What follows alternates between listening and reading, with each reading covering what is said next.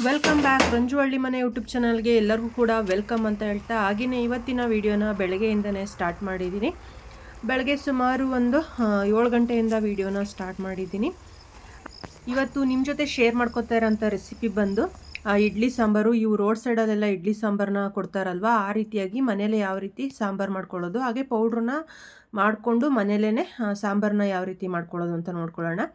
ಸುಮಾರು ಇಲ್ಲಿ ಒಂದು 15 ಬ್ಯಾಡಗೆ ಮೆಣಸಿನ್ಕಾಯಿ ತೊಗೊಂಡಿದ್ದೀನಿ. 1 ಸ್ಪೂನು ಉದ್ದಿನಬೇಳೆ, 1 ಸ್ಪೂನು ಕಡಲೆಬೇಳೆ, 2 ಸ್ಪೂನು ಸಾಂಬಾರ್ ಬೀಜ, 1/4 ಸ್ಪೂನಷ್ಟು ಮೆಂತ್ಯ, 1/2 ಸ್ಪೂನಷ್ಟು ಜೀರಿಗೆ, ಎಣ್ಣೆ, ಕರಿಬೇವು. ಇವಾಗ ಮಾಡೋದೇ ಇಂಗು. ಈಗ ಮಾಡೋದು ಹೆಂಗೆ ಅಂತ ನೋಡ್ಕೊಳ್ಳೋಣ. ಸ್ಟವ್ ಆನ್ ಮಾಡಿಕೊಂಡು ಅದ್ರ ಬಾಣಲಿ ಇಟ್ಕೊಂಡು ಬಾಣಲಿಗೆ 1 ಸ್ಪೂನಷ್ಟು ಕಡಲೆಬೇಳೆ, 2 ಸ್ಪೂನಷ್ಟು ಸಾಂಬಾರ್ ಬೀಜ, 1 ಸ್ಪೂನಷ್ಟು ಉದ್ದಿನಬೇಳೆ, 1/4 ಸ್ಪೂನಷ್ಟು ಮೆಂತ್ಯ, 1/2 ಸ್ಪೂನಷ್ಟು ಜೀರಿಗೆ. ಈಗ ಇದನ್ನು ಇಷ್ಟನ್ನು ಕೂಡ ಡ್ರೈ ರೋಸ್ಟ್ನ ಮಾಡ್ಕೊಬೇಕು. ಹಾಗೆಯೇ ನಾನು ಇವತ್ತು ಮಾಡ್ತಾ ಇರೋಂಥ ಇಡ್ಲಿ ಸಾಂಬಾರಿಗೆ ಬಂದು ನಾನು ಯಾವುದೇ ಬೇಳೆನ ಉಪಯೋಗಿಸಿ ಮಾಡ್ತಾಯಿಲ್ಲ. ನಾನಿವತ್ತು ಇದಕ್ಕೆ ಬೇಳೆ ಹಾಕಿ ಇಡ್ಲಿ ಸಾಂಬಾರನ್ನ ಮಾಡ್ತಾಯಿಲ್ಲ, ಹಾಗೇ ಮಾಡ್ತಾಯಿದ್ದೀನಿ. ಇವಾಗ ಇದು ಚೆನ್ನಾಗಿ ಫ್ರೈ ಆಗಿದೆ. ಈ ಟೈಮಲ್ಲಿ ಒಂದು ಸ್ವಲ್ಪ ಆಯಿಲ್ನ ಹಾಕಿ ಇನ್ನೊಂದು ಸಲ ಚೆನ್ನಾಗಿ ಫ್ರೈ ಮಾಡಿಕೊಂಡು ಸುಮಾರು ಬ್ಯಾಡಗೆ ಮೆಣಸಿನ್ಕಾಯಿ ಒಂದು 10ರಿಂದ 15 ಮೆಣಸಿನ್ಕಾಯಿನ ತೊಗೊಂಡು ಅದನ್ನು ಕೂಡ ಎಣ್ಣೆಲಿ ಹಾಕಿ ಚೆನ್ನಾಗಿ ಫ್ರೈ ಮಾಡ್ಕೊತಾ ಇದ್ದೀನಿ.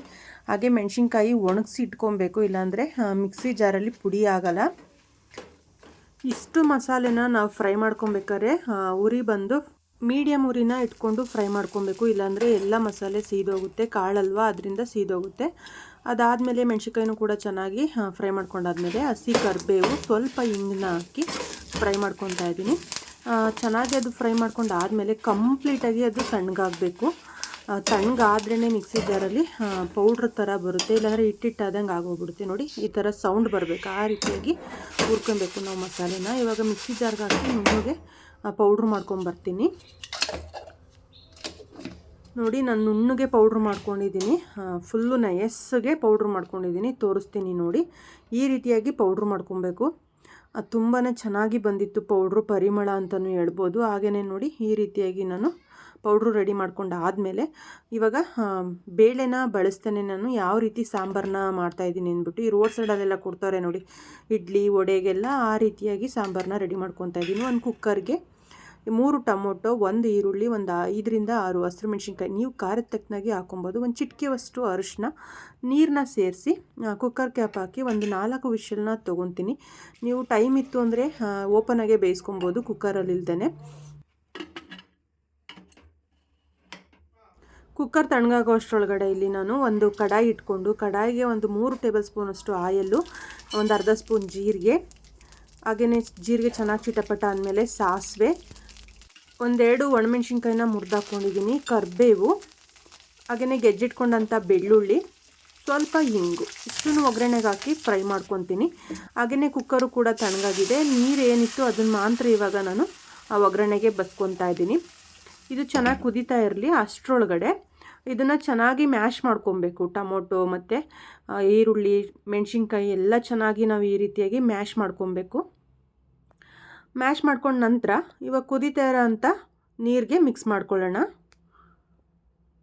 ನೋಡಿ, ಮಿಕ್ಸ್ ಮಾಡಿಕೊಂಡು ನಿಮಗೆ ಸಾಂಬಾರು ಕ್ವಾಂಟಿಟಿ ಎಷ್ಟು ಬೇಕು ನೋಡಿಕೊಂಡು ನೀರನ್ನ ಸೇರಿಸ್ಕೊಬೇಕಾಗುತ್ತೆ. ತುಂಬಾ ಚೆನ್ನಾಗಿರುತ್ತೆ ಅಂತಲೇ ಹೇಳ್ಬೋದು. ಇಡ್ಲಿ ಜೊತೆಗೆ, ವಡೆ ಜೊತೆಗಾಗಿರ್ಬೋದು, ಒಂದು ಬೆಸ್ಟ್ ಕಾಂಬಿನೇಷನ್ ಅಂತಲೇ ಹೇಳ್ಬೋದು. 1-2 ಬೆಳ್ಳುಳ್ಳಿನ ಬಿಡಿಸಿ ಇಟ್ಕೊಂಡಿದ್ದೆ, ಒಂದು 5ರಿಂದ 6, ಅದನ್ನು ಕೂಡ ಹಾಕ್ಕೊಂಡಿದ್ದೀನಿ. ಆವಾಗಲೇ ರೆಡಿ ಮಾಡಿ ಎತ್ತಿಟ್ಕೊಂಡಂಥ ಸಾಂಬಾರು ಪೌಡ್ರನ್ನು ಕೂಡ ಹಾಕಿ ಇವಾಗ ಮಿಕ್ಸ್ ಮಾಡ್ಕೊತಾ ಇದ್ದೀನಿ. ಇದು ಚೆನ್ನಾಗಿ ಕುದೀಲಿ. ನೀಟಾಗಿ ಒಂದು ಸಲ ಮಿಕ್ಸ್ ಮಾಡಿ ರುಚಿಗೆ ತಕ್ಕಷ್ಟು ಉಪ್ಪನ್ನು ಕೂಡ ಹಾಕಿ ಕುದಿಸ್ಕೊತೀನಿ. ನಾನು ಒಂದು 2-3 ಕುದಿ ಬರೋ ತನಕ ಕುದಿಸ್ಕೊತೀನಿ. ಅದು ಕುದಿ ಬರೋ ಅಷ್ಟರೊಳಗಡೆ ಇಲ್ಲಿ ನಾವು ಬೋಂಡ ಬಜ್ಜಿ ಎಲ್ಲ ಮಾಡ್ತೀವಲ್ವ, ಆ 1 ಸ್ಪೂನಷ್ಟು ಹಸಿಟ್ಟನ್ನ ತೊಗೊಂಡು ಅದಕ್ಕೆ ನೀರು ಹಾಕಿ ಒಂದು ಕೂಡ ಗಂಟಿಲ್ಲದ ರೀತಿ ಮಿಕ್ಸ್ ಮಾಡ್ಕೊಬೇಕು. ಮಿಕ್ಸ್ ಮಾಡ್ಕೊಂಡು ಆದಮೇಲೆ ಈ ರೀತಿ ಕುದೀತಾ ಇರೋಂಥ ಸಾಂಬಾರಿಗೆ ಅದನ್ನು ಹಾಕಿ ಮಿಕ್ಸ್ ಮಾಡಿ ಕುದಿಸ್ಕೊಂಡ್ರೆ ಬಿಸಿ ಬಿಸಿ ಇಡ್ಲಿ ಸಾಂಬಾರು ರೆಡಿಯಾಗುತ್ತೆ ಅಂತಲೇ ಹೇಳ್ಬೋದು. ತುಂಬಾ ಚೆನ್ನಾಗಿದೆ ಇಡ್ಲಿ ಸಾಂಬಾರು. ಫೈನಲಿ ಲಾಸ್ಟಲ್ಲಿ ನಾನು ಸ್ವಲ್ಪ ಕೊತ್ತಂಬರಿ ಸೊಪ್ಪನ್ನ ಹಾಕ್ಕೊತಾ ಇದ್ದೀನಿ.